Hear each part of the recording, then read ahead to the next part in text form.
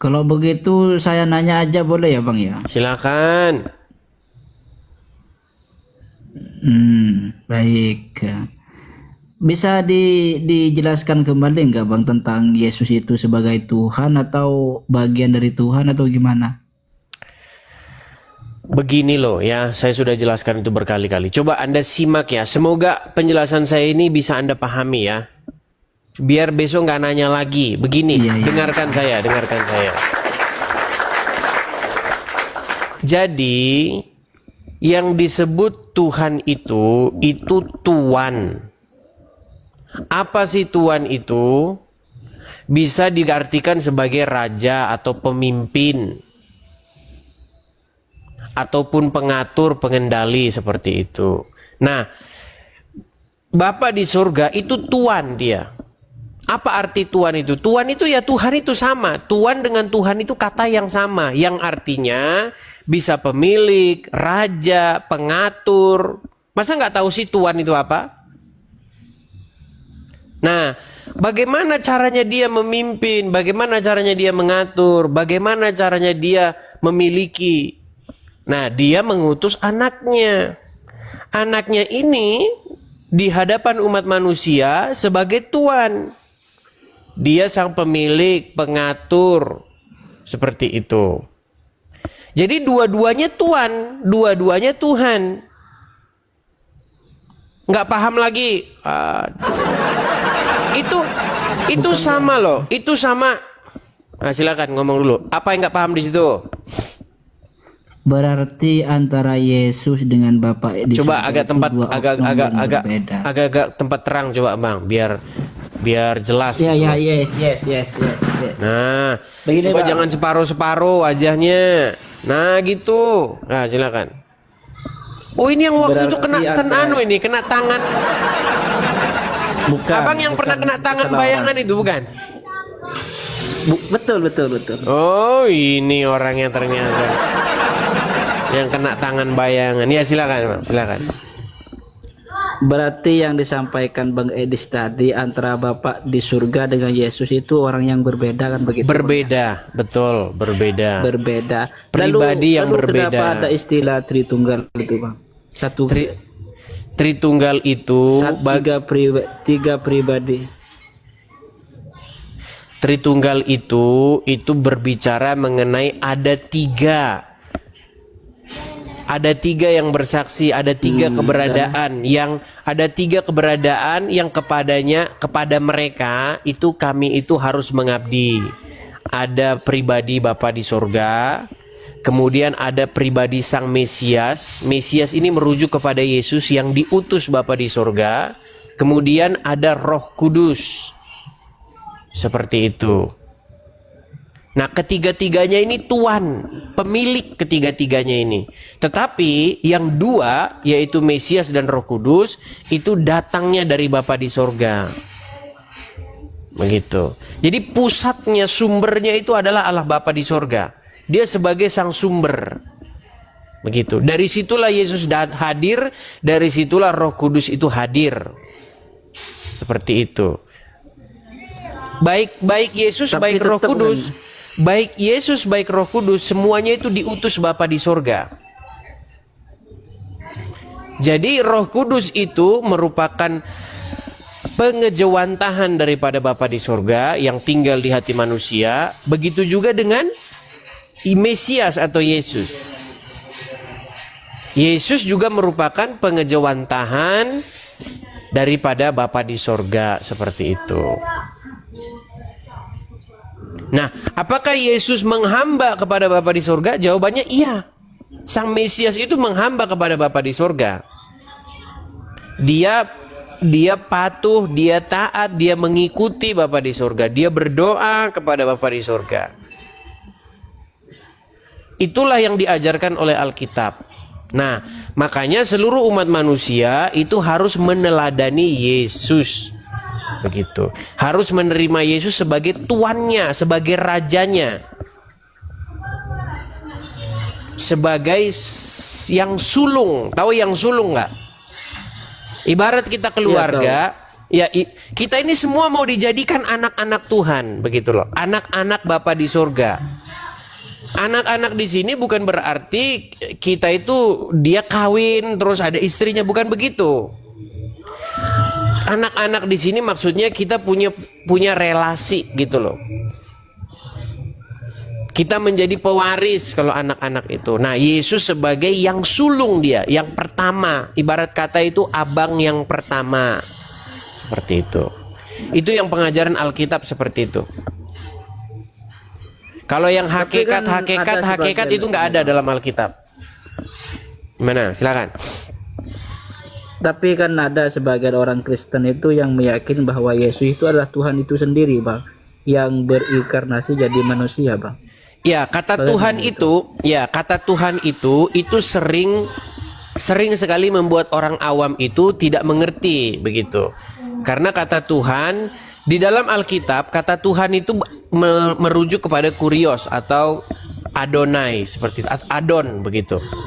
Dan itu bisa disematkan kepada banyak hal. Daud juga disebut sebagai Adon. Ketanian, Bang. Raja-raja juga disebut sebagai Adon begitu. Dan ketika menyebut Daud sebagai Tuhan, tentu saja itu bukan Bapa di sorga. Begitu. Karena di tengah-tengah masyarakat kata Tuhan ini sudah salah dimengerti. Itu masalahnya. Saya kasih contoh nih, kalau orang Jawa memanggil raja yang duduk di singgasana sebagai Gusti, bukan berarti seseorang yang memanggil Raja Gusti itu bukan berarti Gusti itu adalah Gusti yang di langit, kan begitu. Iya, Bang, iya, Bang. Anda paham nggak? Nanti saya jelasin nggak? Banyak orang nggak paham loh ini. Banyak orang nggak paham. Gimana? Anda paham nggak? Bukan nggak paham. Terus gimana? Paham, tapi kan dalam Kristen sendiri itu kan banyak aliran ya, Pak. Sehingga ketika saya tanya Jangan fokus kepada aliran. Gini loh. Kalau Anda berbicara aliran, di dalam agama Anda pun itu banyak aliran. Setuju? Iya, setuju. Iya, jangan fokus gara-gara banyak aliran terus salah, bukan begitu. Fokus saja apa yang disebutkan di dalam Alkitab. Yang disebutkan di dalam Alkitab itu Yesus diutus oleh Bapa di sorga. Nah, semua orang itu wajib mengikut Yesus. Wajib menjadikan Yesus itu sebagai tuannya.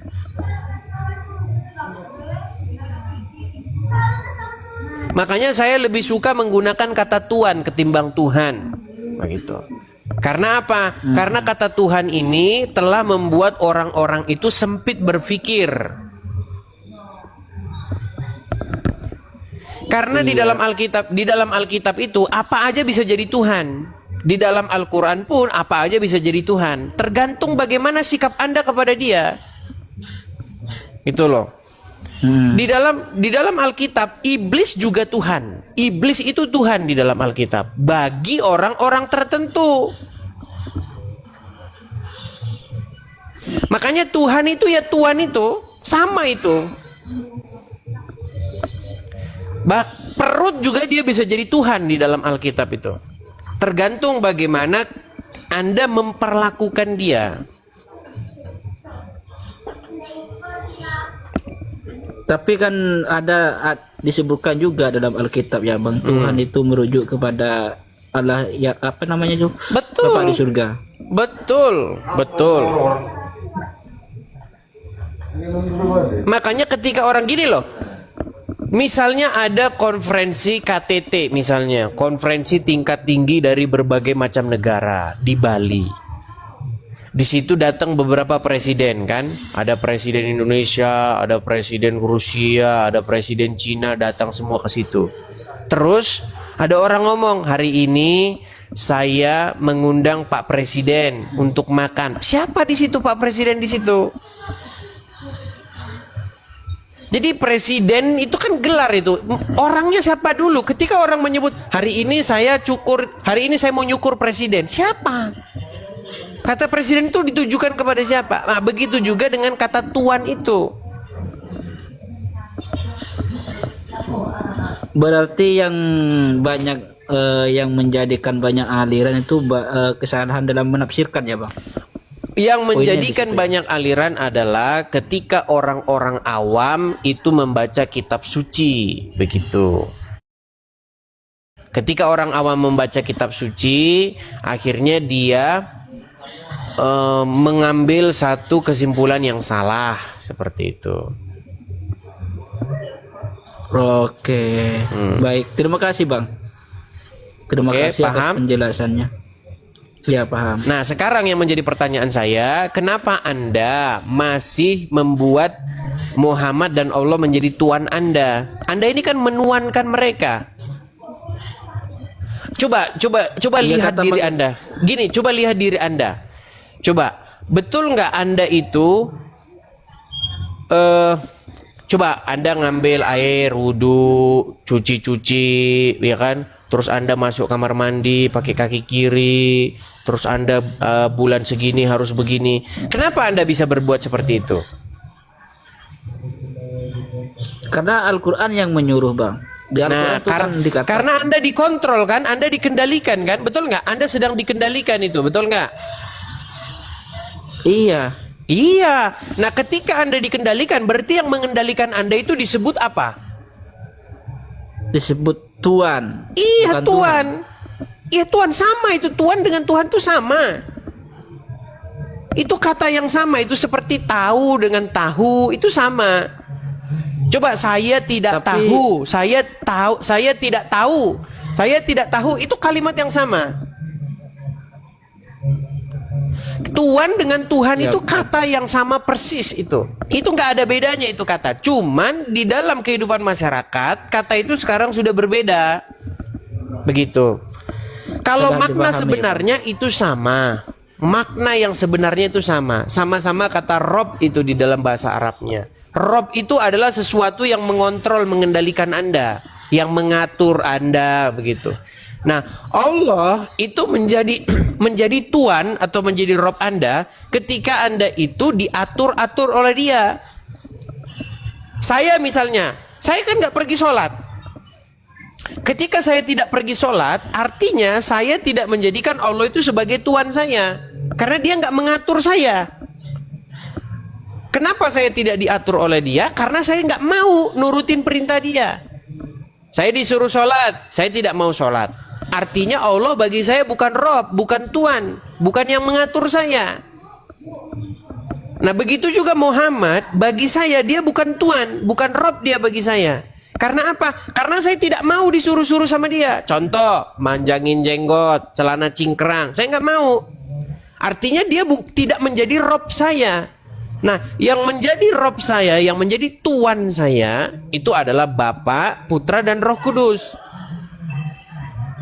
Jadi kata Tuhan dengan kata Tuhan itu kata yang sama.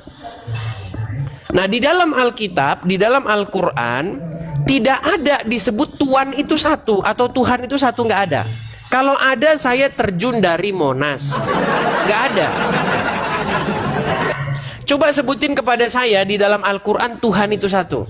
Kalau ada, saya lompat dari Monas. ada bang.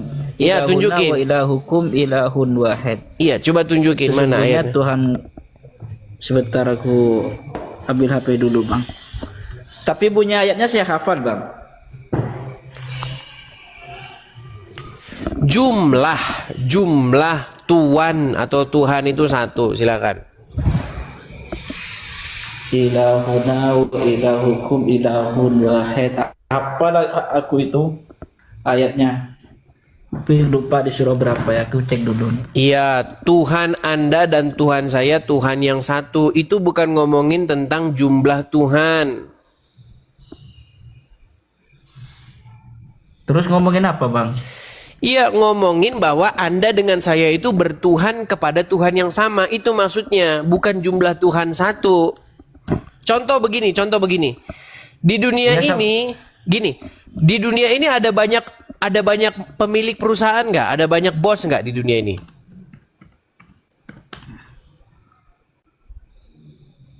Saya kasih Banyak, Anda perumpamaan. Sambil mencari ayatnya, coba Anda dengar dulu. Apakah di dunia ini ada banyak bos?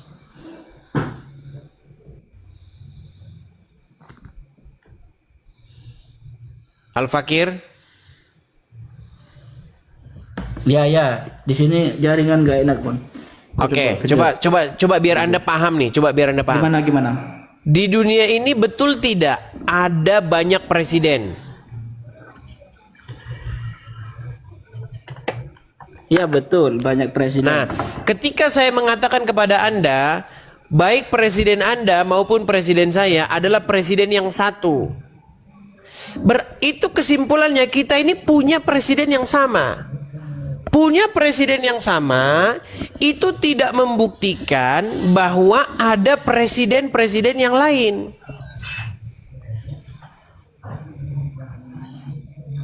Nah, di dalam Al-Quran itu ayatnya berbunyi seperti itu. Sesungguhnya Tuhan Anda dan Tuhan saya itu Tuhan yang sama.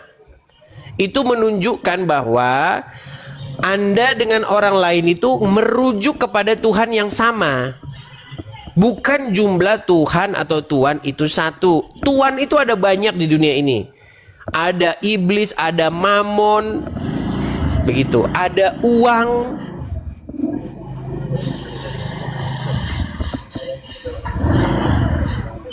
Paham tidak? Kalau nggak paham juga susah. Di dalam Alkitab nggak ada Tuhan itu satu, nggak ada. Kalau ada saya lompat dari Monas. Nggak ada. Kalau ini apa? Yang ada di dalam Alkitab itu Yahweh, ini itu kan ada Esa nih. Itu yang ada. Nah, coba silakan. Ini di surah Al-Baqarah ayat 139. Katakanlah Muhammad, apakah kamu berdebat dengan kami tentang Allah padahal Dia adalah Tuhan kami dan Tuhan kamu? Bagi kami amalan kami dan bagi kamu amalan kamu. Ini kan menunjukkan bahwa Tuhan kami dan Tuhan kalian. Kamu ini maksudnya orang-orang Ahlul Kitab, Bang. Yang dimaksud dengan kamu ini. Iya, itu merujuk bahwa Muhammad dan ahli kitab memiliki Tuhan atau Tuhan yang sama. Bukan berarti bahwa jumlah Tuhan itu ada satu. Ada Tuhan-Tuhan yang lain. Begitu. Paham nggak? Kalau nggak paham ya mungkin saya memang harus anu dulu ini. Saya harus menunggu dulu supaya kalian pinter dulu gitu loh. Gimana? Masih tidak paham? Iya, udah paham, Bang. Nah, sekarang pertanyaan saya pertanyaan saya kepada Anda. Kenapa Anda tidak mau ganti tuan sekarang? Ganti majikan Anda. Gini loh, coba Anda ganti yang ngatur-ngatur hidup Anda itu ada ganti. Jangan lagi Allah dan Rasulnya, tetapi Bapa di sorga, Mesiasnya dan Roh Kudus. Itu pesannya, pesan Alkitab tuh itu. Pesan Quran itu Anda membuat diri Anda patuh tunduk sama Allah dan Rasulnya. Pesan Alkitab itu Anda membuat diri Anda patuh kepada Bapa di sorga, Mesiasnya dan Roh Kudusnya. Itu intinya itu. Nah, ketika Anda membuat gini, ketika Anda membuat diri Anda patuh kepada Bapa di sorga, Roh Kudus dan Yesus, Anda jadi Kristen. Ketika membuat diri Anda patuh kepada Allah dan Rasulnya, Anda jadi Muslim. Nah, masalahnya ketika Anda patuh kepada Allah dan Rasulnya, apakah Anda beroleh hidup yang kekal? Sedangkan Rasulnya Anda tahu, mohon maaf, sekarang berada di dalam kubur. Yesus juga disebut sebagai Rasul. Dia Rasul di dalam Alkitab itu. Jangan belajar sama orang Kristen sama orang awam. Jangan belajar sama orang Kristen sama orang awam. Kalau Anda belajar sama orang Kristen awam, Anda nggak akan mendapat penjelasan, Anda akan mendapat dogma, gitu. Anda nggak akan dapat pengertian. Pokoknya Tritunggal surga, udah gitu aja. Itu kalau Anda belajar sama orang awam. Silakan. Sebetulnya kami tidak hanya mentuankan Nabi Muhammad, Bang. Yesus pun kami tuankan. Kalau yang Kalau dimaksud Anda dengan Yesus itu gini, Nabi kalau Isa. Anda menuankan Yesus, pastilah perintah-perintah Yesus Anda laksanakan. Nah, masalahnya dari mana Anda dapat perintah-perintah Yesus? Di dalam Al-Quran nggak ada. Yang ada di dalam Al-Quran itu Isa. Nah, kalau memang Isa itu merujuk kepada Yesus, harusnya Yesus yang ada dalam Injil. Karena kalau Anda merujuk kepada sosok Isa di dalam Al-Quran, apa pengajarannya? Pengajarannya mengajarkan untuk apa? Apakah ada di situ pengajarannya untuk cium-cium sebongkah batu? Ya nggak ada. Nggak ada. Makanya saya ini mengundang Anda dan semua orang supaya di hati Anda itu kita umpama ini. Di hati kita ini kan ada sebuah tahta. Betul? Nah, siapa Ya, yang betul. siapa yang duduk di situ memerintah? Apakah Allah dan Rasulnya? Apakah Bapa di surga dan anaknya dan Roh Kudus? Nah, seorang muslim di hatinya, kalau misalnya hati itu misalnya dibelah, misalnya seperti ruangan, pasti di situ Allah dan Rasulnya lagi duduk memerintah, megang tongkat. Kamu ke sini, belok kiri, belok kanan. Pasti gitu.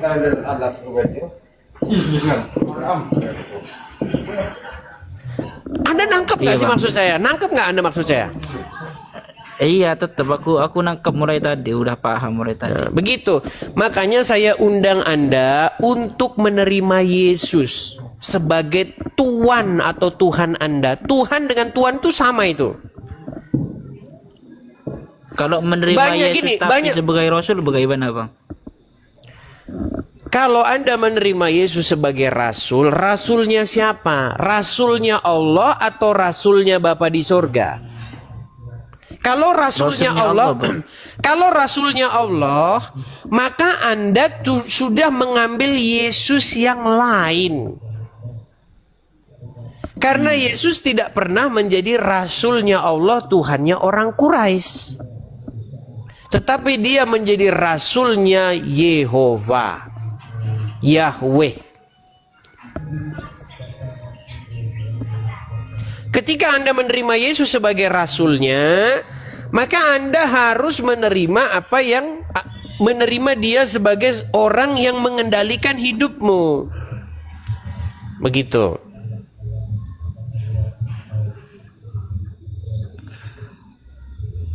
Baik.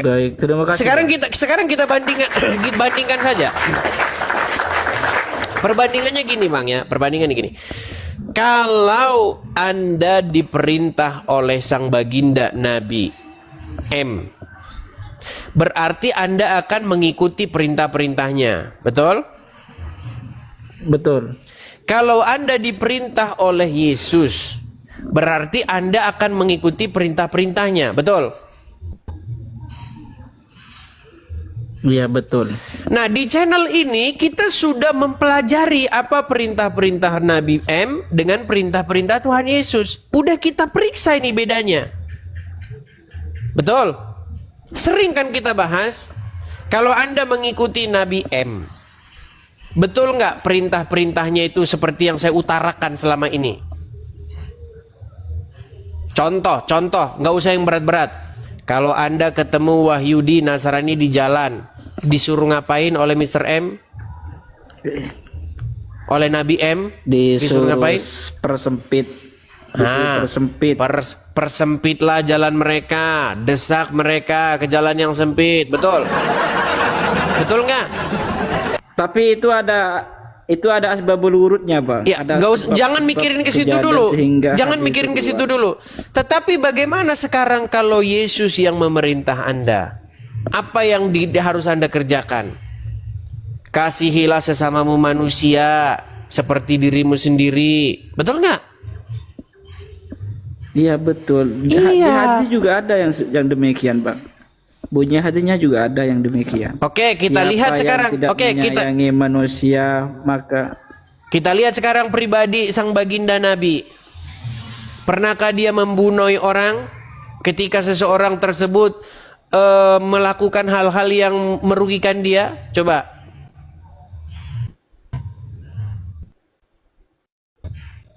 Coba sebutkan hadisnya di mana itu.